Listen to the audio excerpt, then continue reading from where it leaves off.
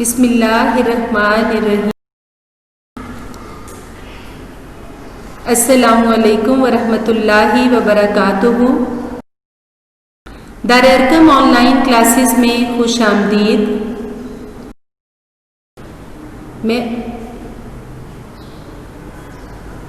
میں آپ کی ٹیچر بشرا ارشد آپ کو اردو پڑھا رہی ہوں جماعت ہشتم کی، اور آج ہمارا لیکچر نمبر ہے 2۔ آج کے ہمارے سبق کا عنوان ہے درد دل کے واسطے پیدا کیا انسان کو۔ مدینہ منورہ میں خشک سالی کا دورہ ہے، یہاں سے ہم نے آج سٹارٹ لینا ہے۔ اس سے پہلے کا جو پیراگراف تھا وہ ہم پڑھ چکے ہیں۔ اب ہم دیکھتے ہیں مدینہ منورہ میں خشک سالی کا دورہ ہے۔ خشک سالی یعنی قحط کا دورہ ہے، چرچا ہے، یعنی بارشیں نہ ہونے کی وجہ سے نہ غلہ ہے نہ اناج ہے، لوگ بہت پریشان ہیں، لوگ شدید قحط میں مبتلا ہیں۔ اسی دوران ملک شام سے غلے سے لدے ہوئے، اناج سے لدے ہوئے 1000 اونٹ قطار در قطار بہت سی قطاروں میں مدینے کی حدود میں داخل ہوتے ہیں، حدود میں سرحد میں داخل ہوتے ہیں۔ مدینہ منورہ کے تاجروں کے چہرے خوشی سے تمتما اٹھتے ہیں، کھل اٹھتے ہیں، چمک اٹھتے ہیں، اور ان کے دلوں میں خوشی کی لہر دوڑ جاتی ہے، خوشی کی لہر دوڑ جاتی ہے، اطمینان کا جذبہ پیدا ہوتا ہے۔ ان سب کی یہ خواہش ہے کہ یہ غلہ، یہ اناج خرید لیا جائے اور پھر منہ مانگے داموں فروخت کر کے بیچ کر زیادہ سے زیادہ نفع کمایا جائے، زیادہ سے زیادہ منافع حاصل کیا جائے۔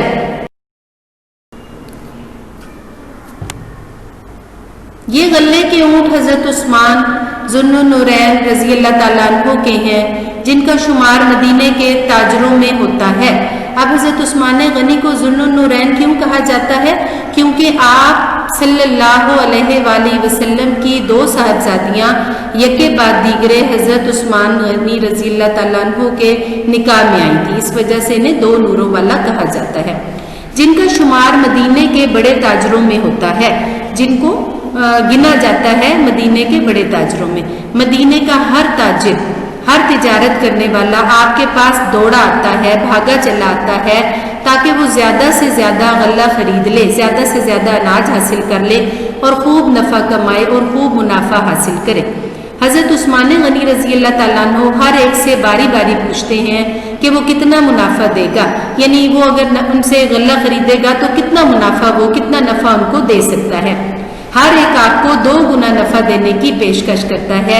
اس پر آپ کہتے ہیں کہ یہ بہت ہی کم ہے، مجھے اس سے زیادہ نفع مل رہا ہے، مجھے اس سے زیادہ فائدہ کہیں اور سے۔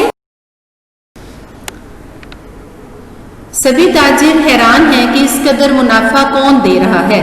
وہ حیران ہو کر آپ رضی اللہ تعالیٰ عنہ سے پوچھتے ہیں کہ ہم سے پہلے نہ تو کوئی ادھر آیا اور نہ ہی ہم نے کسی کو آتے دیکھا، آخر وہ کون ہے جو آپ کو اس سے زیادہ نفع دے رہا ہے؟ حضرت عثمان غنی رضی اللہ تعالیٰ عنہ کہتے ہیں وہ میرا اللہ ہے۔ کون ہے؟ وہ میرا اللہ ہے جس نے مجھ سے وعدہ کر رکھا ہے، مجھ سے عہد کر رکھا ہے، وہ 1 کے بدلے میں 10 دے گا۔ یعنی اللہ تعالیٰ کا اپنے بندے سے وعدہ ہے کہ اگر دنیا میں وہ اللہ کی راہ میں 1 دیتا ہے تو اللہ اس کے بدلے میں دنیا میں ہی اس کو 10 گنا دے دے گا۔ یہ جواب سن کر مدینے کے تاجر لاجواب ہو جاتے ہیں، یعنی ان کے پاس کوئی جواب نہیں رہتا۔ انسانی تاریخ میں غنی کے نام سے، غنی یعنی سخاوت کرنے والا، اللہ کی راہ میں خرچ کرنے والا کے نام سے پہچانی جانے والی اس ہستی نے شخصیت نے اسی وقت سارا غلہ، سارا اناج اللہ کی راہ میں، اللہ کے راستے میں غریبوں، مفلسوں اور مسکینوں بیچارے لوگوں میں تقسیم کر دیا، بانٹ دیا۔ اس ایثار، اس قربانی، حسن سلوک، اچھے برتاؤ اور سخاوت کی اور فیاضی کی کوئی اور مثال کم ہی دستیاب ہوگی، مہیا ہوگی۔ اسلامی تاریخ گواہ ہے کہ صحابہ کرام نے ہر آڑے وقت میں، ہر مشکل وقت میں اپنے بھائیوں کی مدد کی اور ان کی ضرورت کو اپنی ضرورت پر ترجیح دی، یعنی فوقیت دی۔ غزوہ تبوک کے موقع پر جب رسول اللہ خاتم النبیین، نبیوں میں آخری، حضرت محمد صلی اللہ علیہ وسلم نے صحابہ کرام کو सहाबा कराम को खुदा की राह में मालो दौलत देने का कहा तो हज़रत उस्मान ने हज़रत उमर फारूक रज़ी अल्लाह ताला अन्हु ने फ़ौरन अपना माल राह खुदा में पेश कर दिया, जबकि हज़रत अबू बकर सिद्दीक रज़ी अल्लाह ताला अन्हु ने तो सखावत की, फयाजी की बेमिसल बेनज़ीर तारीफ रकम कर दी। यानी उन्होंने एक ऐसी मिसाल कायम कर दी जिसकी मिसाल हमें तारीख में नहीं मिलती। उन्होंने अपने घर का सारा सामान लाकर रहमत दो आलम दो जहान के लिए रहमत हज़रत मोहम्मद सल्लल्लाहु अलैहि वसल्लम के कदमों में ढेर कर दिया, यानी उनके कदमों में लाकर रख दिया। सरवर कायनात सल्लल्लाहु अलैहि वसल्लम ने जब सरवर कायनात के बादशाह ने जब उनसे पूछा कि ए अबू बकर रज़ी अल्लाह ताला अन्हु घर वालों के लिए क्या छोड़कर आए हो, तो उन्होंने अर्ज किया, उन्होंने जवाब दिया अल्लाह और अल्लाह का रसूल सल्लल्लाहु अलैहि वसल्लम। सिद्दीक़ अकबर के इस अमल की तर्जुमानी अक्कासी अल्लामा इकबाल यूं करते हैं। परवाने को चिराग है बुलबुल को फूल बस, परवाने को चिराग है बुलबुल को फूल बस, सिद्दीक के लिए है खुदा का रसूल बस। अब इस शेर में देखते हैं कि अल्लामा इकबाल कहते हैं जिस तरह से परवाने की जिंदगी का महवर और मरकज चिराग होता है, वो चिराग के गिर चक्कर काटते काटते अपनी जान तक कुर्बान कर देता है, इसी तरह से भरी दुनिया में बुलबुल को सिर्फ फूल ही पसंद है और वो उसी के गिर्द मंडलाती रहती है। सिद्दीक़ अकबर के लिए यानी हज़रत अबू बकर सिद्दीक के लिए खुदा का रसूल बस। दुनिया में अगर उन्हें किसी से इश्क है, किसी से मोहब्बत है, किसी की रजा वो चाहते हैं तो वो अल्लाह के रसूल है। अल्लाह के रसूल पर वो तन मन धन कुर्बान करने के लिए तैयार है। जंगे यरमूक में जख्मों से चूर एक जख्मी को जब एक शख्स पानी पिलाने लगा तो उसने करीब कराहते हुए दूसरे जख्मी को पानी पिलाने का कहा। जब पानी पिलाने वाला दूसरे जख्मी के पास गया तो उसने तीसरे जख्मी को पानी पिलाने का इशारा कर दिया।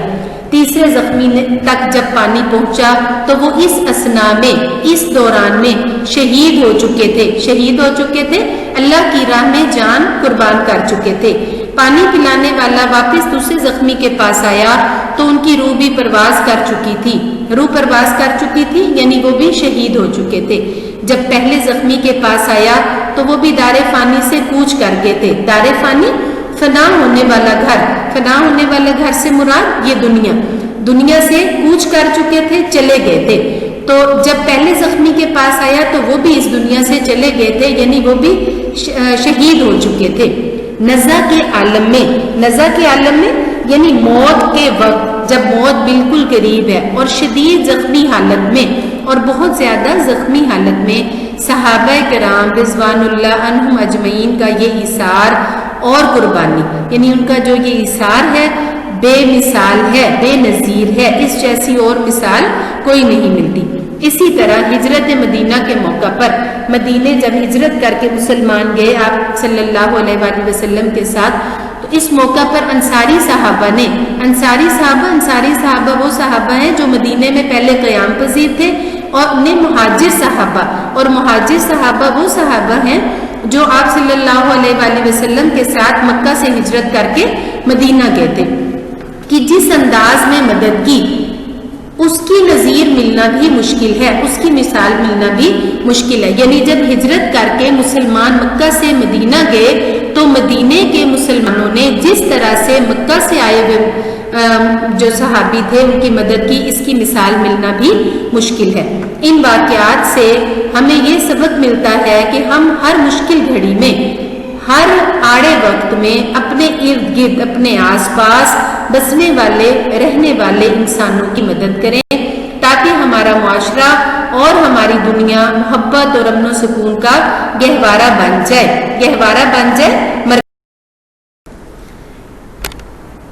हमें अपने इर्द गिर्द गली मोहल्ले में ज़रूरतमंद नजर आते हैं, ज़रूरतमंद हाजतमंद नजर आते हैं, उनकी खातिर ख्वाह मदद करनी चाहिए। यानी काफ़ी मिकदार में जिस हद तक हमसे मुमकिन हो सके हमें उनकी मदद करनी चाहिए। गरीबों, मिस्कीनों और अपाहजों को खाना खिलाकर उनकी मदद की जा सकती है।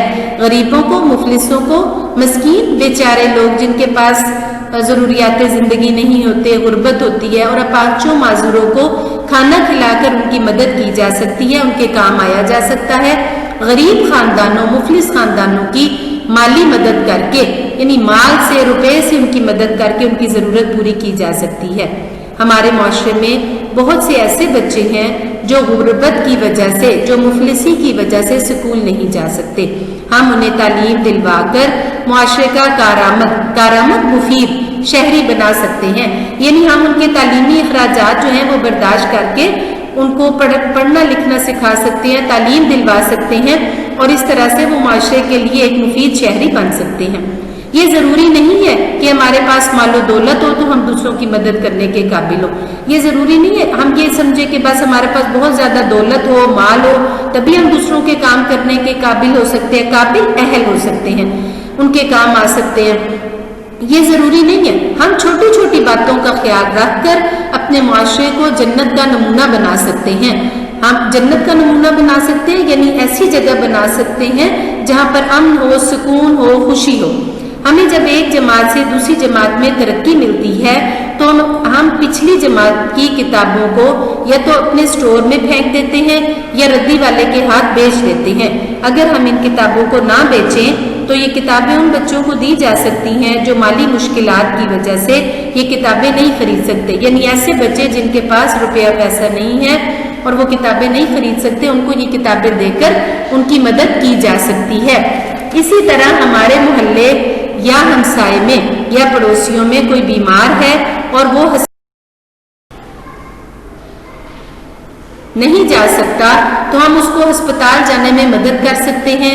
किसी बुजुर्ग, किसी ज़ईफ या नाबीना या ऐसा शख्स जिसको नजर नहीं आता या देख नहीं सकता को सड़क पार करने में, सड़क अबूर करने में मदद दे सकते हैं। हसूल तालीम हासिल करने में किसी तालिब इल्म की मदद की जा सकती है। किसी हादसे के दौरान जख्मियों की इब्तदाई तिब्बी इमदाद के जरिए, इब्तदाई तिब्बी इमदाद वो इमदाद जो हादसे के फौरन बाद जो है वो पहुंचाई जाती है, के जरिए उनकी जान बचाई जा सकती है। अगर हमारे पास मालो दौलत हो यानी रुपया पैसा हो तो इससे भी दूसरों की मदद करना लाजिम है, जरूरी है। यानी अगर हमारे पास मालो दौलत है, अल्लाह ताला ने हमें मालो ज़र दे रखा है, तो जरूरी है कि अपने रुपए पैसे में से जरूरतमंदों की मदद की जाए। कुरान पाक में नेक लोगों की ये सिफत बयान की गई है, ये खूबी बयान की गई है कि वो अपने माल में से ज़रूरतमंदों और मुसीबत ज़दों पर, ज़रूरतमंदों, हाजतमंदों और मुसीबत ज़दों पर, मुसीबत का शिकार, परेशानी का शिकार लोगों पर खर्च करते हैं, यानी उन पर पैसा लगाते हैं।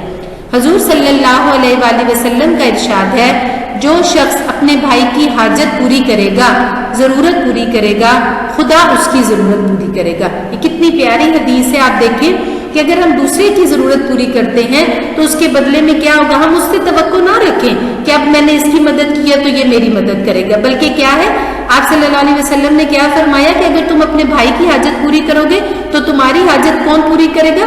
तुम्हारी ज़रूरत, तुम्हारी हाजत खुदा पूरी करेगा। दुनिया में हर इंसान किसी न किसी तरीके से दूसरे इंसान की मदद कर सकता है। ये दर हकीकत अपनी ही मदद होती है, दरअसल अपनी ही मदद होती है, क्योंकि हर इंसान पर अच्छा बुरा वक्त आता रहता है।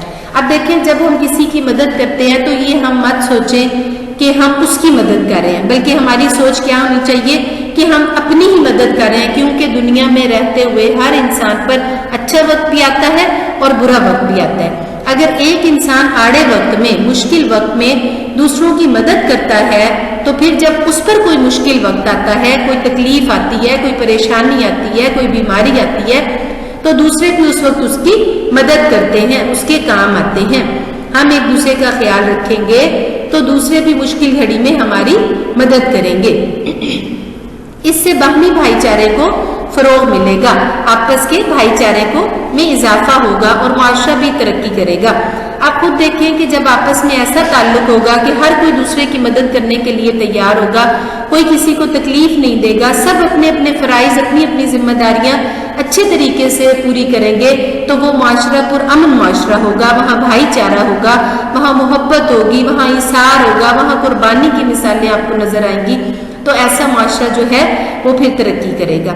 دین اسلام بھی ہمیں یہی درس دیتا ہے، یہی سبق دیتا ہے کہ لوگوں میں سب سے اچھا وہ ہے کہ جتنے بھی لوگ ہیں ان سب میں اچھا کون ہے؟